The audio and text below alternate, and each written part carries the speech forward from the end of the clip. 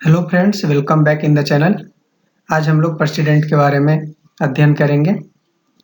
तो प्रेसिडेंट के बारे में आइए देखते हैं। सबसे पहले इंट्रोडक्शन देखेंगे, प्रेसिडेंट का इलेक्शन कैसे होता है और उनके ओथ के बारे में भी हम लोग जानकारी प्राप्त करेंगे। तो आइए शुरू करते हैं हम लोग आज का वीडियो।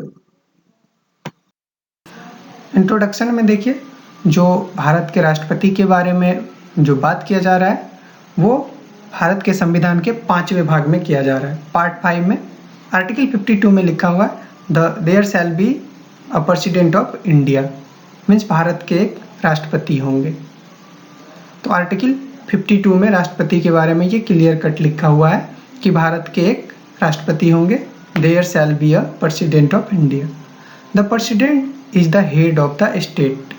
जो हमारा स्टेट है इंडियन भारत, इसका जो हेड होता है वो कौन होता है? President. He comes first in the order of precedence.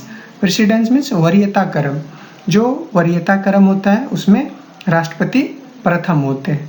All the executive decisions are taken in the name of the president.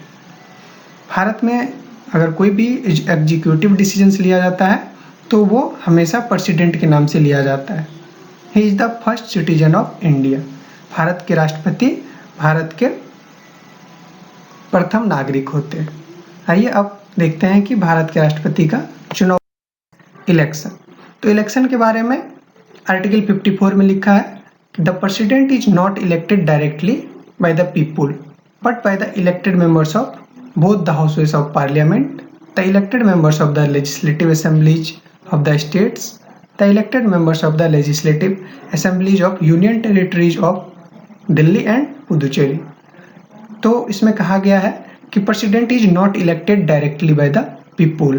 जो भारत के आम नागरिक हैं वो प्रेसिडेंट का इलेक्शन नहीं करते। जो प्रेसिडेंट का इलेक्शन होता है आम नागरिकों द्वारा डायरेक्टली नहीं होता है बल्कि इनडायरेक्टली होता है। जिन लोगों को भारत के नागरिक चुनते हैं वो जा करके और भारत के राष्ट्रपति का चुनाव करते हैं। इनमें जो पार्टिसिपेट करते हैं प्रेसिडेंट के इलेक्शन में वो है elected members of both the houses of parliament. जो हमारा पार्लियामेंट है उनके दोनों हाउस, लोकसभा और राज्यसभा के जो इलेक्टेड मेंबर्स होंगे। नॉमिनेटेड मेंबर्स इस इलेक्शन में पार्टिसिपेट नहीं कर सकते हैं। केवल इलेक्टेड मेंबर जो होंगे लोकसभा के और राज्यसभा के वो इस इलेक्शन में पार्टिसिपेट करते हैं। आगे, the elected members of the legislative assemblies of the states. Bharat के जो 29 स्टेट्स हैं उनके जो लेजिस्लेटिव असेंबलीज हैं वहाँ के जो इलेक्टेड मेंबर्स होंगे वो भी इस इलेक्शन में पार्टिसिपेट करते हैं। The elected members of the legislative assemblies of union territories of Delhi and Puducherry. जो दिल्ली और पुदुचेरी जो यूनियन टेरिटरीज है वहाँ के लेजिस्लेटिव असेंबली के जो इलेक्टेड मेंबर्स होंगे वो भी इस इलेक्शन में पार्टिसिपेट करेंगे।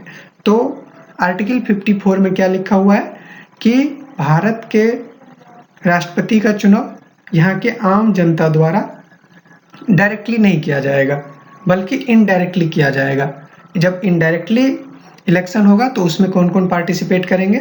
जो इलेक्टेड मेंबर्स होंगे लोकसभा के, जो इलेक्टेड मेंबर्स होंगे राज्यसभा के, उनके अलावा जो भी इलेक्टेड मेंबर्स होंगे किसी भी स्टेट लेजिस्लेटिव असेंबली के, वो भी इसमें पार्टिसिपेट करेंगे। दिल्ली और पुदुचेरी के जो इलेक्टेड मेंबर्स होंगे वो भी इसमें पार्टिसिपेट करेंगे। आर्टिकल 55 में एक काफ़ी इम्पोर्टेंट बात लिखी हुई है। ये बार बार किसी भी क्वेश्चन में किसी भी एग्जाम में पूछा जाता है। The president is elected by the system of proportional representation bye means of single transferable vote. ये एक अपने आप में अलग टॉपिक है। अभी बस इतना याद रखना है कि जो प्रेसिडेंट का इलेक्शन होता है वो system of proportional representation bye means of single transferable vote से होता है। आइए अब हम लोग देखते हैं प्रेसिडेंट के ओथ के लिए आर्टिकल 60 में लिखा हुआ है the oath to the president is administered by the chief justice of India and in his absence the senior most जज of the supreme court available. Means जब राष्ट्रपति शपथ लेते हैं तो उस शपथ को एडमिनिस्टर कौन करते हैं? Chief justice of India. In case अगर चीफ जस्टिस ऑफ इंडिया नहीं है तो उनके एब्सेंस में जो सीनियर मोस्ट जज होंगे सुप्रीम कोर्ट के वो राष्ट्रपति के शपथ को एडमिनिस्टर करेंगे। राष्ट्रपति का कार्यकाल 5 साल का होता है। In case of resignation, the resignation letter has to be addressed to the vice president.